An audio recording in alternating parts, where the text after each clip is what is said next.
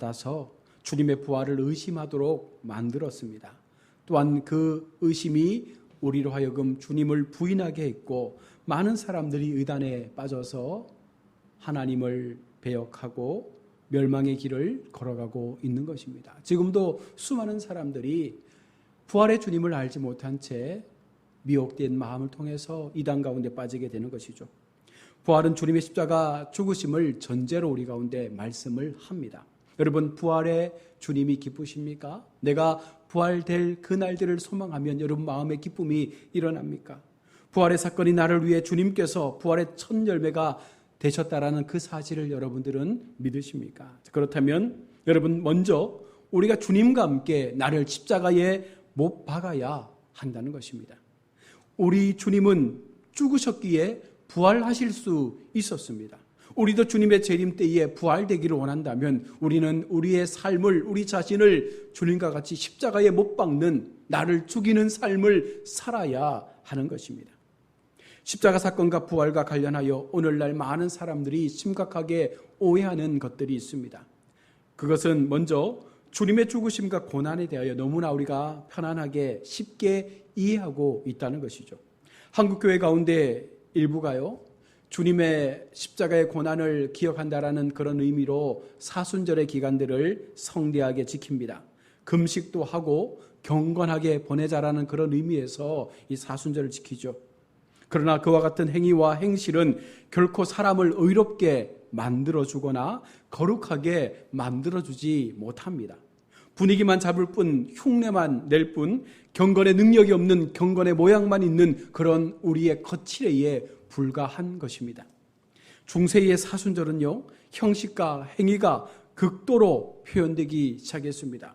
이마에 죄로 십자가를 그리고 죄를 회개하고 성당 앞에서 나무 십자가를 세우고 자기의 죄를 써서 거기에 못 박으며 주님의 순환을 묘사하는 그와 같은 연극을 하기도 했습니다.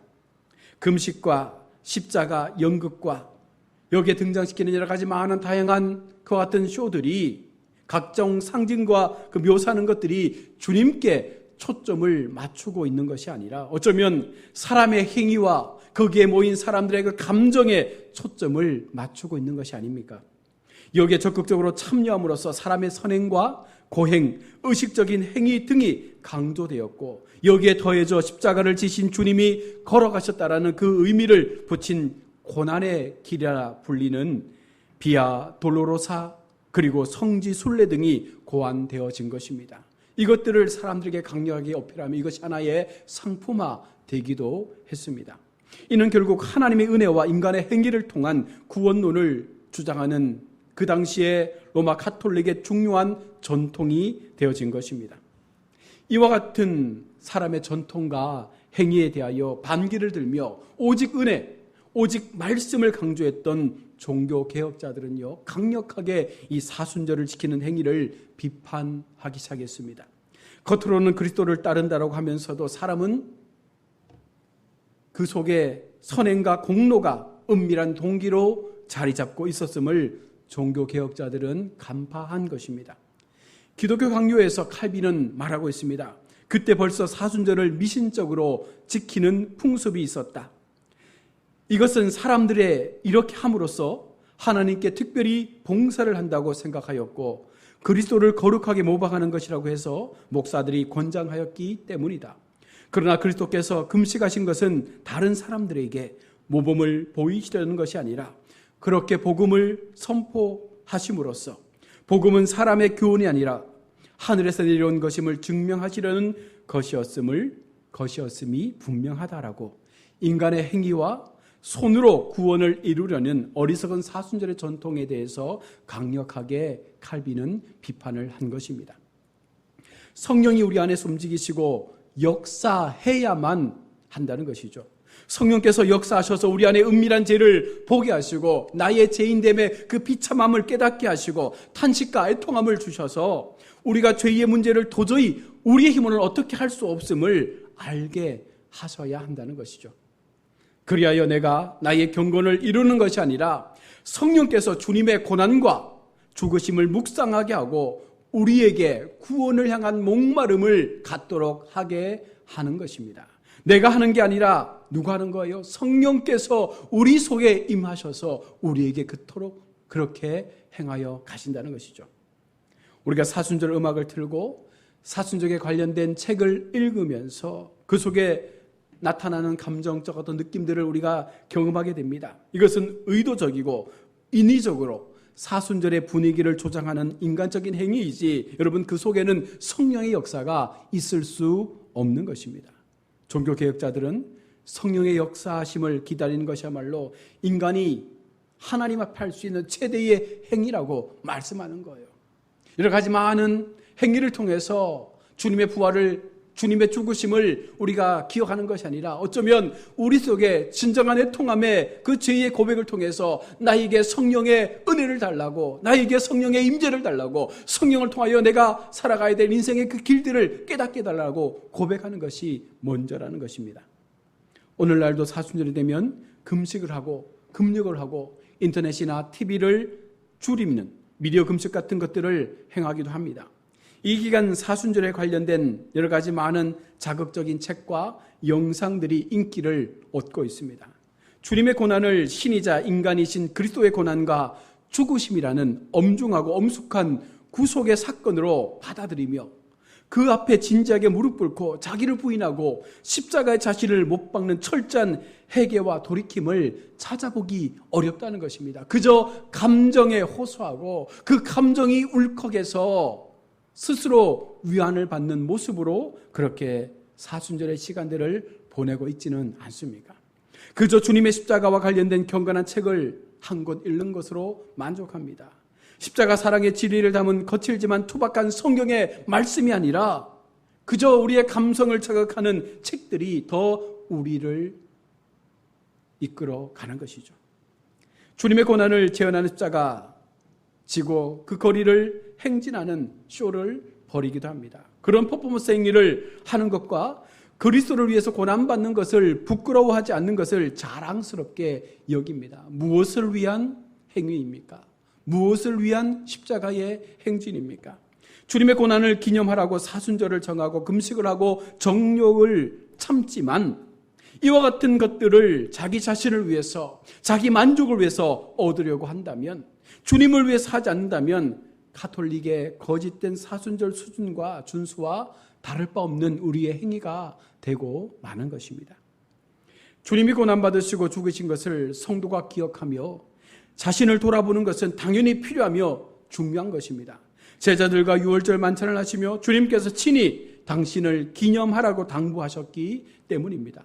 마땅히 이 기간 주님의 고난과 죽으심을 기억하고 기념하며 경건하고 엄숙하게 지내야 되는 것은 맞습니다. 그러나 그 속에 나의 의가 나타나서는 안 된다는 거예요. 나의 자랑, 나의 행위의 모습들이 드러나서는 안 된다는 것입니다. 주님의 죽으심에 대한 진실한 마음의 통합이나 참된 회개 없이 형식적인 금식과 형식적인 그와 같은 거리 행진, 가볍고 감상적인 그 책들을 읽는 것으로 여러분 우리의 모습들이 하나님 앞에 거룩해졌다라고 말할 수 없는 것입니다. 또한 죽음을 전제로 한 부활에 대하여 진지하게 생각하지 않는 것이 바로 우리의 모순이죠. 결국 고난의 쓴 자를 건너뛰고 부활할 것이라는 착각에 가까운 헛된 기대감을 우리가 가지고 예수님을 찾을 때가 많습니다. 주님은 분명하게 우리 가운데 말씀하고 있습니다. 마태복음 16장 24절에서 이에 예수께서 제자들에게 이르시되 누구든지 나를 따라오려거든 자기를 부인하고 자기 십자가를 지고 나를 따를 것이니라. 우리가 주님의 제자가 된다는 것, 우리가 그 부활의 소망 가운데 나아간다는 것은 철저하게 나를 부인하고 나의 십자가를 짊어져야 한다는 것입니다. 사도 바울 역시 갈라디아 2장 20절에서 내가 그리스도와 함께 십자가에 나를 못 박았다라고 분명하게 고백하고 있습니다. 우리는 죄의 죽음, 육체의 죽음이 없이 자기를 버리고 십자가 앞에 서지 않는 한 결코 부활로 나아갈 수 없습니다. 인간은 죽기 싫어하죠. 인간은 자기 부인을 싫어합니다. 여러분 그러나 하나님은 말씀합니다. 내가 죽어야, 내가 십자가에 죽어야, 내가 부인되어져야 이제서야 우리는 진정한 부활의 영광의 자리에 오를 수가 있는 것입니다. 자기 오만에 빠져서 오직 은혜, 오직 믿음을 우리가 버린 채 주님을 향한 쇼만 행한다면 우리의 믿음은 결코 헛된 믿음이 되고 맞는 것입니다. 성령께서 우리 가운데 오셔서 우리의 죄와 부정함을 태우시고 의에 대하여 죽은 우리를 살리심으로 사망에서 생명으로 옮겨주셨다라는 이 사실을 여러분 기억해야 합니다. 우리가 옮기는 게 아니라 하나님께서 역사하심으로 이루어지는 은혜가 바로 이것이죠. 복음에 대한 잘못된 생각들은 우리에게 주님의 십자가와 부활 사건에 대하여 혼란을 일으키게 합니다. 대수롭지 않게 여기도록 만들어줍니다. 절기만 잘 지키는 규칙쟁이로 전락하게 만드는 것입니다. 바울은 이에 대하여 엄격하게 우리 가운데 교훈하고 있습니다. 이스라엘 백성들이 율법, 즉 초동학문에 종노릇 했던 것처럼 훗날 우리들이 절기에 놓여 절기의 세사들에 갇혀서 결국은 하나님의 구원에 이르지 못할 것을 바라본 것입니다. 바울의 우려대로 된 것을 우리는 보지 않습니까? 고대 교회 이후로 보이는 교회 역사 속에서 계속적으로 이와 같은 헛된 행위의 모습들이 반복적으로 일어나고 있습니다. 그들에게 절기는요, 복음을 보여주는 은혜의 수단이었습니다. 그러나 성경은 복음과 말씀이 아닌 어떤 것으로도 이 진리를 대체하지 말 것을 계속해서 경고하고 있습니다. 예수님과 바울과 교부들로 이어지는 아름다운 복음의 전통에 설 수 있었던 교회가 심각하게 타락에 빠지게 된 이유가 무엇입니까? 하나님의 말씀을 성도에게서 빼앗아가고 난 이후부터입니다. 그 이후에 각종 상징과 절기 따위를 통해서 그들을 바벨론 포로로 만들며 마귀의 벗한 자들로 이끌어간 것이 어쩌면 교회의 모습이기도 합니다. 복음은요, 절기를 초월하는 것입니다. 절기가 복음을 초월하는 것이 아니라 복음은 절기를 초월합니다. 복음의 의미는 절기에 제한되지 않습니다. 골로새서 2장 16절로 17절에서 그러므로 먹고 마시는 것과 절기나 초하루나 안식일을 이유로 누구든지 너희를 비판하지 못하게 하라. 이것들은 장래일의 그림자이나 몸은 그리스도의 것이니라. 갈라디아 4장 10절로 11절에서 너희가 날과 달과 절기와 해를 삼가 지키니 내가 너희를 위하여 수고한 것이 헛될까 두려워하노라. 우리가 지키는 것은 절기가 아닙니다. 우리가 지키는 것은 하나님을 향한 복음의 행함입니다. 하나님 주시는 그 성령의 은혜를 통해서 그 깨달음을 통해서 우리 속에 간절한 그 믿음의 고백을 통해서 우리가 하나님을 믿는 것이지 절기를 통해서 하나님 앞에 나아가는 것이 아니다라는 것입니다. 눈에 보이는 것에 얼매여 보이지 않는 하나님의 은혜의 선물을 놓치는 어리석은 우리의 모습이 되지 말기를 성경은 경고하고 있습니다. 성도 여러분, 부활하신 분이 누구입니까? 하나님의 아들이시며 메시아 되시는 예수님입니다. 성육신하신 예수님께서 어떤 분이신지를 명확하게 아는 것은 바로 부활의 메시지를 바르게 이해하는 첫걸음이 됩니다. 오늘 본문은 그 가운데서도 가장 중요한 것 한 가지를 붙잡고 우리에게 부활의 주님을 소개하고 있습니다. 오늘 본문 말씀해 보십시오. 하나님이 죄를 알지도 못하신 이를 우리를 대신하여 죄로 삼으신 것은 우리로 하여금 그 안에서 하나님의 의가 되게 하려 하심이라 라고 말씀합니다. 바울은 우리 주님을 먼저 죄를 알지도 못하신 이라고 말씀하고 있습니다. 이것은 성육신을 말씀하는 것이죠. 하나님이 인간이 되셨다. 성경은 우리 주님이 참 하나님이시자 참 인간이심을 분명하게 우리 가운데 가르쳐 주고 있습니다. 여러분, 주님은요, 하나님이셨지만 인간의 몸을 입고 오신 참 사람이기도 했습니다. 그런데 인간으로 주님은요, 죄가 없으신 것을 제외하고는 우리와 모든 면에 있어서 동일하신 분입니다. 이것을 성경은 분명히 우리 가운데 증언합니다. 베드로전서 2장 22절에 그는 죄를 범하지 아니하시고 그 이외에 거짓도 없으시며, 요한일서 3장 5절에 그가 우리 죄를 없애려고 나타나신 것을 너희가 아나니 그에게는 죄가 없느니라. 히브리서 4장 15절에 우리에게 있는 대제사장은 우리의 연약함을 동정하지 못하실 리가 아니요 모든 일에 우리와 똑같이 시험을 받으신 이로되 죄는 없으시로다. 이 밖에도 여러 성경 구절 속에서 우리 주님은 죄가 없으신 참 하나님의 아들이심을 말씀하고 있습니다. 주님이 우리를 대신하여 그 몸에 우리의 죄를 대신 지실 수 있었던 것은 바로 주님에게는 죄가 전혀 없었기 때문에 가능할 수 있었던 것입니다. 죄가 있었다면 우리의 죄와 동일하기 때문에 우리의 죄를 사죄할 수 없는 것이죠. 이것은 이사야 53장 9절에 말씀하기를 그는 강포를 행하지 아니하였고 그의 입에 거짓이 없었으나 주님은 예언대로 이루어졌습니다. 거짓도 죄도 없는 그 어떠한 악함도 없었던 그 주님께서 우리를 위하여 인간의 몸을 입고 이 땅에 오셔서 우리의 죄를 속하여 준 것입니다. 오늘 본문은요, 하나님이 예수를 우리를 대신하여 죄로 삼으셨다라고 분명하게 말씀하고 있습니다. 이것은 십자가에서의 죽음을 의미합니다. 죄가 없으신 주님이 우리의 죄가 그분에게 전가되므로 주님은요, 하나님 앞에서 이 세상의 모든 죄를 다 뒤집어 쓴 대역죄인, 죽어마땅한 최악의 죄인이 되었습니다.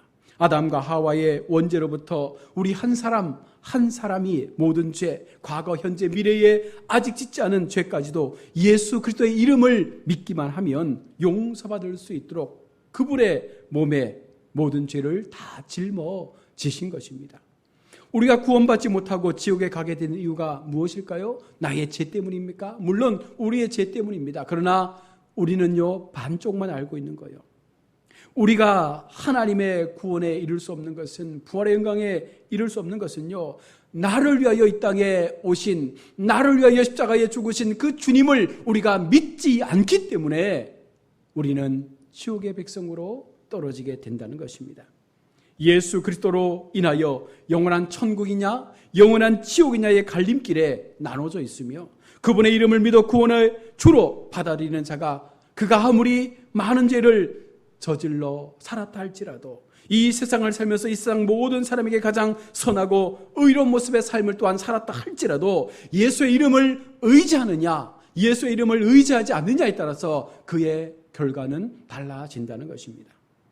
사도행전 4장 12절에 다른 이로서는 구원받을 수 없나니 천하 사람 중에 구원을 받을 만한 다른 이름을 우리에게 주신 일이 없음이라 하였더라. 오직 예수의 이름만이 우리를 구원으로 이끌 수 있다는 사실입니다. 계속해서 우리 주님이 십자가에 죽으심으로써 주님 안에서 우리가 하나님 앞에 의롭다 하심을 얻게 된 것입니다. 우리는 하나님과 우리 사이의 중보자 되신 주님 없이는 결코 어떤 방법으로도 하나님 앞에 나아갈 수 없습니다. 하나님과 화목할 수 없는 거예요. 하나님의 진노의 심판을 피할 수 없습니다. 바꿔 말해서 예수 그리스도가 아니고서는 심판과 이 멸망의 자리에서 벗어날 사람이 아무도 없다라는 것을 성경은 분명히 우리 가운데 말씀하고 있습니다. 오늘날 여러분 세상을 보십시오. 구원받을 만한 사람이 한 사람이라도 있습니까? 한 사람도 없습니다.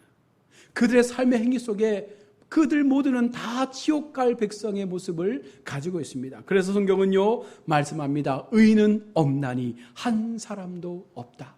이 세상 속에는 한 사람도 없다는 거예요. 그래서 오직 우리는 예수 그리스도, 우리에게 의를 행하신 예수 그리스도를 통해서 우리는 하나님께로 나아갈 수 있는 은혜의 통로를 허락받게 된 것입니다.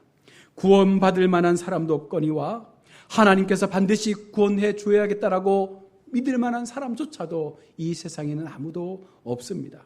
본질상 진노의 자식이라는 이 성경의 말씀은 그래서 진리예요. 우리 모두는 본질상 진노의 자식들로 다 죽어야 합니다.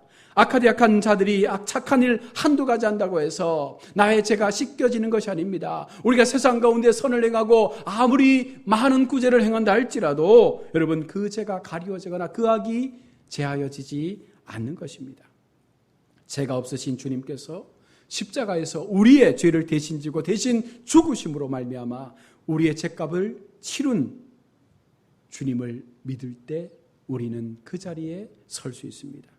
주님이 하나님께 성취해드린 그 의를 우리가 받음으로써 우리 또한 주님 안에서 그리스도 안에 하나님의 의로 인정을 받게 되는 것입니다. 영원한 사망, 영원한 멸망, 그 운명에서 벗어날 수 없었던 우리를요 예수님께서 그리스도를 부활시킴으로 말미암아 당신의 의로 삼으신 하나님께서 우리를 주님 안에 두시고 우리에게 또한 영원한 생명의 길을 허락해 준 것입니다. 여러분, 주님의 부활은 참으로 놀라운 사건입니다. 역사상 반복된 적도 없고 앞으로 일어나지도 않을 사건입니다. 오직 그분의 이름만으로 구원받을 수 있는 그 길을 열어놓으신 하나님의 전무후무한 역사적 사건이기도 합니다. 이 일을 하나님은 우리를 위하여 행하신 거예요. 이 땅의 모든 죽어가는 인류를 하나님이 살리기 위해서 그 아들을 이 땅 가운데 허락하여 준 것입니다. 저주와 멸망이 예고되었던 이 사망의 자식들, 저와 우리들을 하나님의 자식으로 삼으시고 우리 하나님이 되기 위해서 이 땅에 온 것입니다. 우리의 믿음과 소망과 사랑의 핵심은 바로 주님의 부활입니다. 왜냐하면 부활의 주님을 믿을 때 마침내 하나님께서 우리에게도 부활의 역사를 이루어 가실 것이기 때문이죠. 왜 우리가 예수님을 믿습니까? 그 부활을 소망하기 때문입니다. 장차 나에게 임할 영원한 하나님 나라의 그 소망을 우리가 기대하기 때문에 오늘 우리는 주님 앞에 예배하며 하나님 앞에 우리의 믿음을 고백하는 것 아니겠습니까? 우리에게 의의 옷을 입히시기 위해 죽으시고 부활하심으로 하나님의 의가 되신 주님을 여러분 기억하며 우리 주님을 끝까지 바라볼 수 있기를 원합니다. 그분을 향한 사모함을 구하십시오. 꾸짖지 않고 후히 주실 그 하나님을 우리는 날마다 만나게 될 것입니다. 바로 이것이 구원받은 성도, 부활의 소망을 안고 가는 성도가 이 땅을 살아가면서 경험하게 될 놀라운 은혜의 시간들이 되어짐을 성경은 말씀하고 있습니다. 여러분, 죄와 부활은 너무나 밀접한 관계를 맺고 있는 거예요. 죄를 가지고서는 부활의 자리에 이를 수 없습니다. 그 죄를 용서받을 수 있는 방법은 오직 예수님의 이름을 찾고 예수님의 의로운 자로 다시금 우리가 우리의 영적인 옛 모습을 다 십자가에 죽이고 새로운 삶으로 주님 앞에 세워질 때 이것이 가능함을 우리가 끝까지 믿으면서 마지막까지 하나님 내게 주신 그 은혜의 사랑 기억하며 부활의 소망 가운데 하나님을 향하여 나아갈 수 있는 우리 모든 성도님들 다 될 수 있기를 주의 이름으로 축원합니다. 아멘. 기도하겠습니다. 좋으신 하나님,